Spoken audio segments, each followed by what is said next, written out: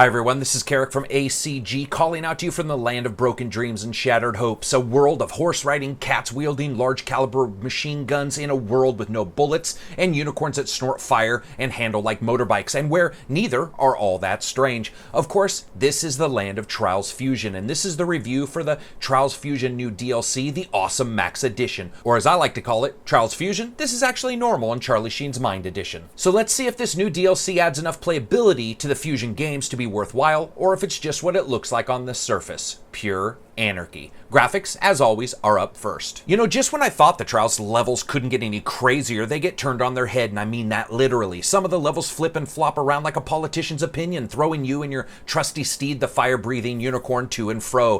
Flashing between levels becomes the norm, with a massive jump in a fantasy land melting and transforming into nailing the landing in an industrial wasteland. What it may lack in subtlety, it makes up for in the sort of, hey, look at me over here, and this shit is actually happening right now kind of way. This DLC's soul is the background of the movie Armageddon, throwing you deeper and deeper into crazier and more unbelievable shit until you finally just throw up your hands and take it all in. The game just never misses a beat, and I can't say I wasn't visually interested the entire time. I mean, nailing a jump off a children's slide into a floating and flipping landmass and then belly flopping into a glowing purple orb of somethingness has got to get marks for originality at the very least. Graphics, overall, good.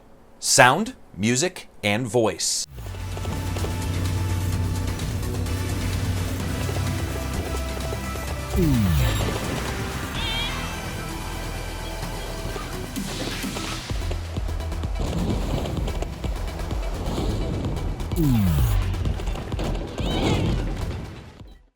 And of course, the sound is up first. It's typical Fusion, which means over-the-top, heavy on reverb and effects, and in your face.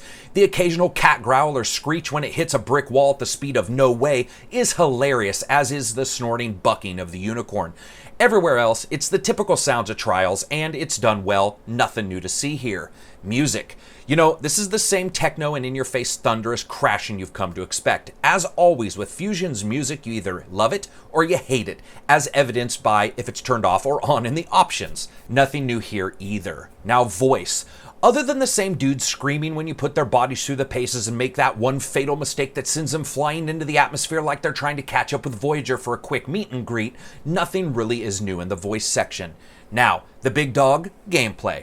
So this DLC is a bit odd. First, it adds the new cat missions, or as the folks who developed it call them, adventure levels, and they do indeed play out a bit differently to normal levels in Fusion, with some of them offering multiple paths that need completion before the end of the level and so forth. I have to admit, despite the unicorn handling like a broken dick, these missions were a blast. The real problem is that the unicorn doesn't give the same visual cues to the player that the motorbikes do, many times ending in death so hard they should have fucking sensor signs over the cat's broken body as it lays defeated post-car running it over. The missions themselves are unique though, but I don't see anyone playing them again and again. They're just too out there and not altogether as fun as I think the developers probably thought they were.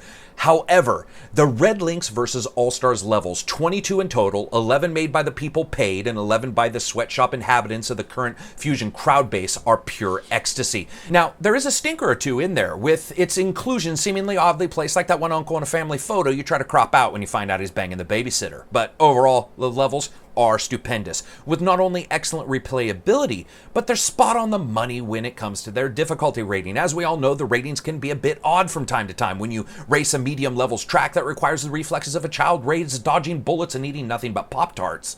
Here, everything is perfect, and the levels are just sheer bliss. Additionally, the DLC adds a couple garage items and over 100 new items to the actual editor.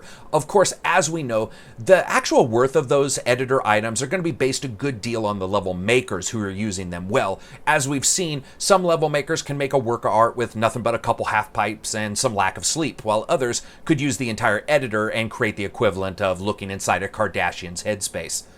Fun factor.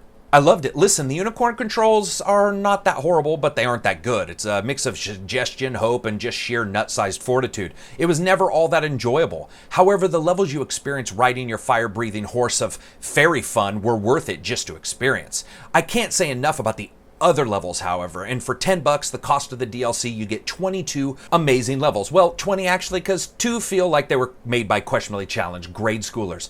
So I rate DLC on a buy, wait for a sale, or never talk about it again rating scale, because you can't rent the shit, and this is a buy. The red links versus the community levels make it a no question purchase, and Mr. Skittles, the calico cat with no fear riding a fucking fire-breathing horse, just makes it more something I would personally enjoy. So that's it for me. If you like the review, hit like. If you dislike, to hit dislike. And remember, as always, peace out.